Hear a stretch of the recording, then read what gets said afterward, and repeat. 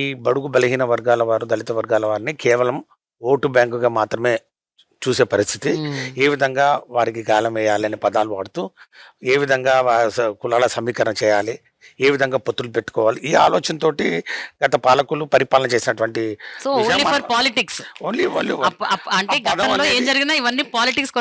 అంతకుమించి ఒక నిబద్ధత, ఒక విశ్వసనీయతతోటి అవి అమలు చేయాలి, అమలు చేసి చూస్తేనే దాని ఫలాలు ప్రజలకు అందుతాయి. ముఖ్యంగా ఈ బడుగు బలహీన వర్గాల వారు, దళిత వర్గాల వారు, ఎస్సీ ఎస్టీ బీసీలు సమాజంలో ఆల్మోస్ట్ 5 కోట్ల పైజులకు ఉన్నటువంటి పాపులేషన్లో 70% వారు ఉన్నారు. కాబట్టి వారికి అందించాలని వారి యొక్క గుండె తడి తెలిసిన వ్యక్తి ఒక నాయకుడిగా రావాల్సినటువంటి పరిస్థితి ఉంది. అప్పుడే ఇవన్నీ అవుతాయి.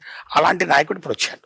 ఈ 4.5 సంవత్సరాల కాలంలో మన ప్రభుత్వం, మా ప్రభుత్వం, మనందరి ప్రభుత్వం విశ్వసనీయతతోటి, నిబద్ధతతోటి, జవాబుదారీతనంతో, అవినీతి రహితంగా చక్కటి పరిపాలన అందిస్తూ ప్రధానంగా వీటిని మరి సాకారం చేసి చూపించాయి. ఏది ఈ సాధికారత, ఉద్యోగాల దగ్గర నుంచి, నామినేటెడ్ పదవుల దగ్గర నుంచి, చట్టసభల్లో ఎంటర్ అయ్యే విషయం దగ్గర నుంచి, ఈరోజు మంత్రులుగా, మరి పార్లమెంటు సభ్యులుగా అన్ని రంగాల్లో కూడా వారికి రావాల్సినటువంటి వాటా దామాషా ప్రకారం అంతకన్నా ఎక్కువగా అందించారు. ఎన్ని కార్పొరేషన్ క్రియేట్ చేసిన ప్రతి కుల, అసలు బీసీల్లో ఎన్ని కులాలు ఉంటాయి ఎవరికైనా తెలుసు అంటే 130 పైచీలకు ఉపకులాలు ఉంటే వాటన్నిటిని జోడించి వారికి ఆర్థిక స్వావలంబన, సాధికారత కల్పించాలని 50 పైచీలకు కార్పొరేషన్లు ఏర్పాటు చేశాం. ఎస్సీలో ఉన్నటువంటి ప్రధానమైనటువంటి మాల, మాదిగ, రెల్లి కులాలకు వారికి ఆర్థికంగా వారికి వెసులుబాటు కల్పించాలంటే వారి సమస్యలు తెలిసినటువంటి వ్యక్తులు అక్కడ ఉంటే వారికి న్యాయం జరుగుతుంది. అదే సాధికారత, ఆర్థిక స్వావలంబన, సాధికారత అంటే.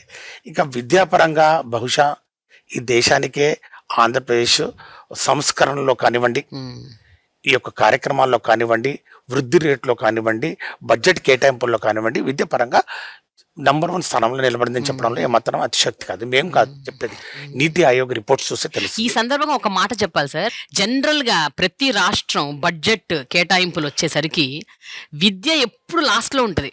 అంటే మిగతా అన్నిటికీ కేటాయింపులు అయ్యాక కొంచెం మిగిలితే దాన్ని విద్యకి కేటాయిస్తుంటారు.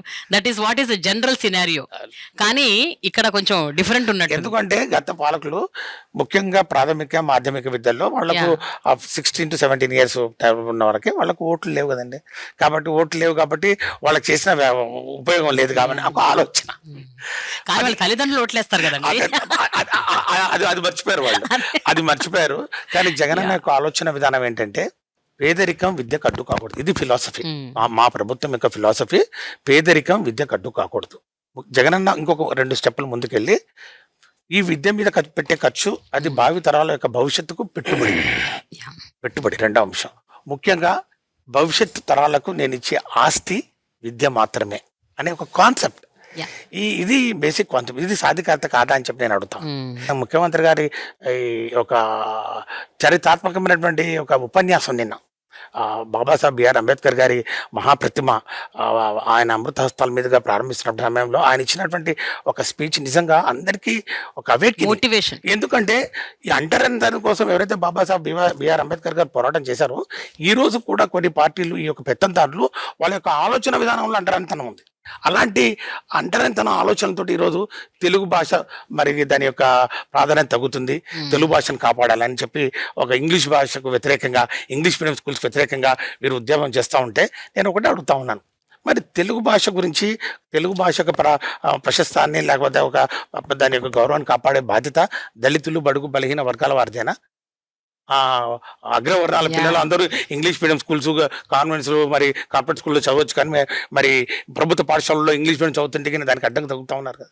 కాబట్టి విద్యాపరంగా ఈరోజు రాష్ట్ర ప్రజలందరూ కూడా చాలా సంతోషంగా ఉన్నారు. వైద్యపరంగా కూడా సాధికారత అంటే ఏంటంటే ఈ డోర్ స్టెప్స్కు వైద్యం అందించడం జరుగుతూ ఉంది. ఈరోజు ఫ్యామిలీ డాక్టర్ కాన్సెప్ట్ బహుశా దేశంలో ఎక్కడా లేదు.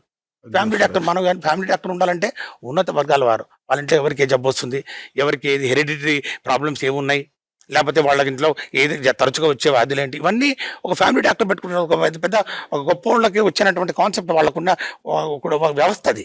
ఆ ఫ్యామిలీ డాక్టర్ని ఈరోజు ప్రతి ఒక్కరికి ఎందుకంటే అందిస్తూ ఉన్నారు. ఎందుకంటే ప్రాణం విలువ ఎవరిదైనా ఒకటే, పేదవాడి ప్రాణమైనా ధనికుడైనా కానీ అంబానీ గారికైనా ఎవరిదైనా కానీ ప్రాణం విలువ ఒకటే, అది విలువ కట్టలేంది. కాబట్టి ఆ ప్రాణం విలువ తెలిసిన వ్యక్తిగా దివంగత నేత రాజశేఖర రెడ్డి గారు డాక్టర్గా ఆయన ప్రవేశపెట్టినటువంటి పథకాలన్నీ ముందుకు తీసుకొస్తూ ఈరోజు అందరికీ అందుబాటులోకి ఈ యొక్క వైద్యాన్ని అందించడం జరిగింది.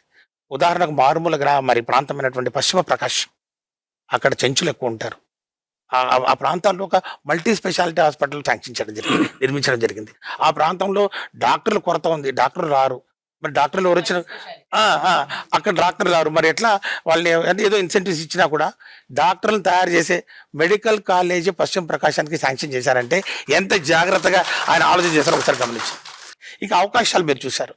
ఈరోజు సచివాలయ వ్యవస్థ కానివ్వండి, తర్వాత వాలంటరీ వ్యవస్థ కానివ్వండి, ఒక కొత్త వ్యవస్థ తీసుకురావడం జరిగింది. ఆ ఎన్నికల మేనిఫెస్టో ఈరోజు వైఎస్ఆర్ కాంగ్రెస్ పార్టీ ప్రభుత్వం దానికి ఎంతో శాంక్టిటీ ఇచ్చింది.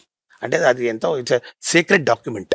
అంటే ఒక బైబిల్ కానీ, ఒక ఖురాన్ కానివ్వండి, లేకపోతే ఒక భగవద్గీత లాగా సీక్రెట్ డాక్యుమెంట్ ఇది. అంటే ఇవన్నీ మేము కమిట్మెంట్ ప్రజలకు ఇచ్చాం, దాన్ని నెరవేర్చాలని చెప్పి ఈరోజు 99% అన్నీ కూడా అమలు చేసి వారికి అందిస్తున్న పరిస్థితుల్లో ఈరోజు అందించాం. అందుకే ఈరోజు అంత విశ్వసనీయత.